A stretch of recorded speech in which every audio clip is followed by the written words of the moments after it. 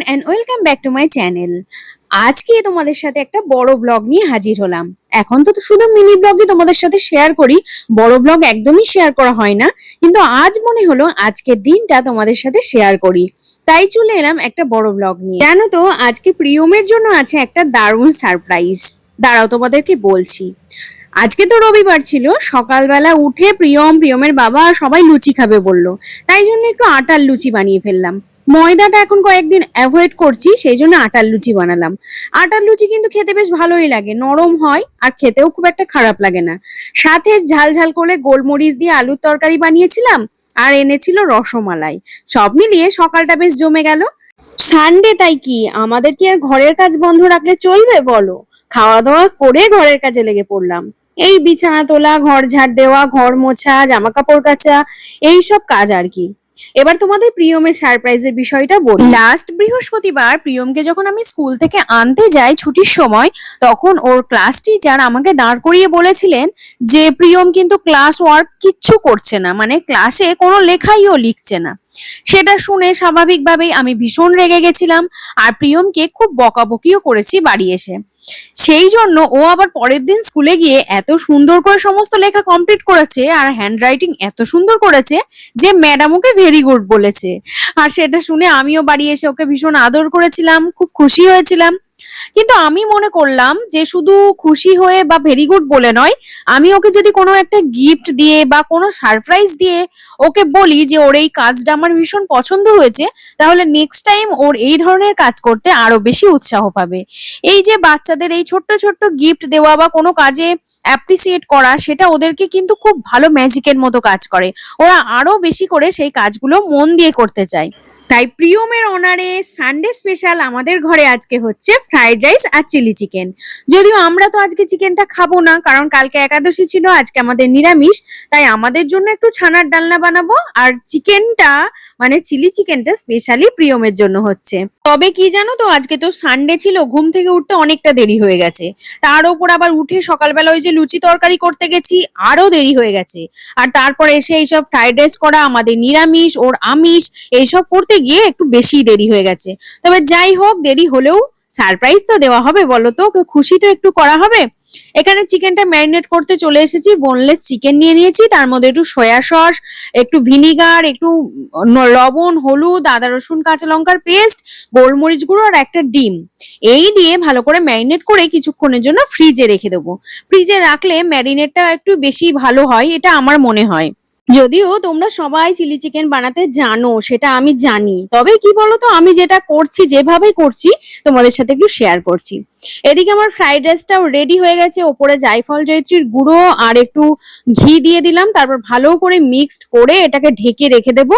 তাহলে ঘি আর এই জায়ফলের গন্ধটা ফ্রাইড রাইসের মধ্যে পুরো মিশে যাবে। আর এদিকে আমি চিলি চিকেনের সসটা রেডি করে নিচ্ছি, একটু টমেটো সস, একটু সয়া সস আর একটু শেজওয়ান সস দিয়ে। আমার ঘরে ওই চিলি সসটা ছিল না, তাই জন্য এই শেজওয়ান সসটা ছিল বলে এটাই একটু দিয়ে দিলাম। অল্প অল্প করেই দিলাম, খুব একটা বেশি দিলাম না। আজকে যেহেতু আমি টেস্ট করে দেখতে পারবো না কেমন হচ্ছে না হচ্ছে, তাই জন্য সবকিছু আন্দাজে করতে হচ্ছে জানো।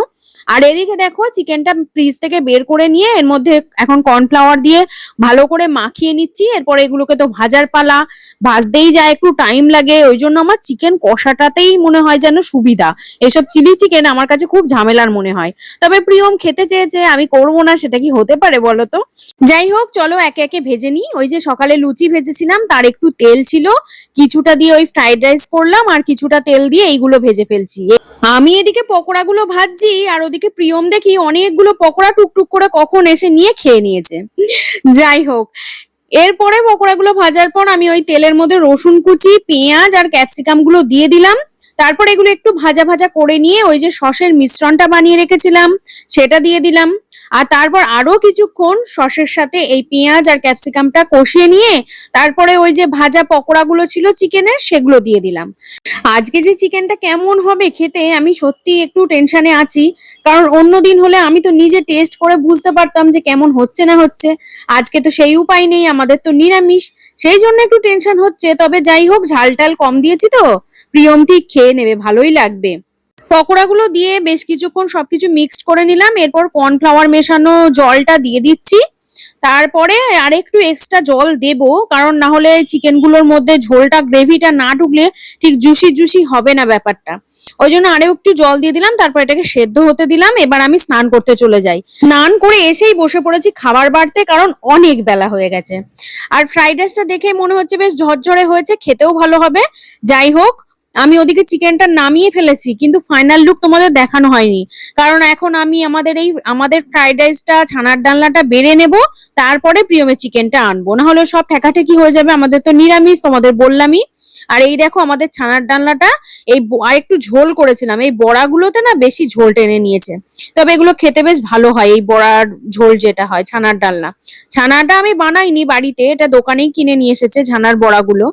আর এই যে প্রিয়মের চিলি চিকেনের ফাইনাল লুক। বাচ্চারা কত অল্পতেই খুশি হয়ে যায়, তেমন মারাও বাচ্চাদের করা খুব ছোট্ট ছোট্ট ভালো কাজে খুব খুশি হয়ে যায়। তাই ওর কাজে খুশি হয়ে আজকে আমি ওকে এটা বানিয়ে দিলাম। কে জানে কেমন হয়েছে, কিন্তু প্রিয়ম তো খুব খুশি হয়েছে, আর বারবার বলছে মা খুব ভালো হয়েছে। বিশেষ করে ও ভীষণ খুশি হয়েছে আসলে এটা বানিয়ে দিয়েছি বলে। যাই হোক, চলো আমরা তিনজন মিলে খেয়ে নিই। আর তোমাদের যদি ব্লগটা ভালো লাগে একটু লাইক কমেন্ট করে দিও, তাহলে আমি বুঝতে পারবো যে তোমাদের বড় ব্লগগুলো ভালো লাগছে। তাহলে মাঝে মাঝে অন্তত সপ্তাহে একদিন বড় ব্লগ আমি দিতেই পারি, তাই না? বাবা, চিলি চিকেনটা রেস্টুরেন্টের মতো হয়েছে। তোমাকে কত বার বলেছি রেস্টুরেন্ট থেকে 10 গুণ ভালো হয়েছে। হ্যাঁ।